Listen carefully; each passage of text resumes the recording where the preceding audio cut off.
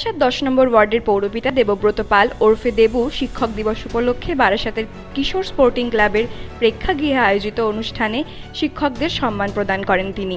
সেখানে বক্তব্য রাখেন শিক্ষকরাও। সবশেষে বক্তব্য রাখেন দেবব্রত পাল। নিজের সন্তানরা পুঁথিগত শিক্ষা পেলেও নৈতিক শিক্ষা পাচ্ছে না বুঝে আবাসিক স্কুলে পাঠিয়েছেন।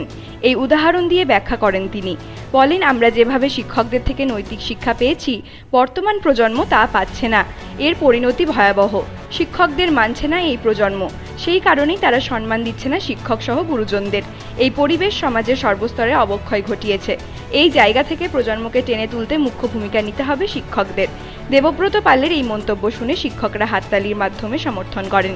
না, দেখুন, এইটা এইভাবে দেখলে হবে না। তার কারণ হচ্ছে যে আমাদের সমগ্র পরিবেশ, মানে এই মুহূর্তে যে আমাদের একটা দেখবেন সর্বক্ষেত্রেই দেখবেন একটা অবক্ষয় শুরু হয়েছে। আমি সেই কারণেই বলেছি যে বাতাসের বারুদের গন্ধ নয়, চাই শিক্ষার সুগন্ধ।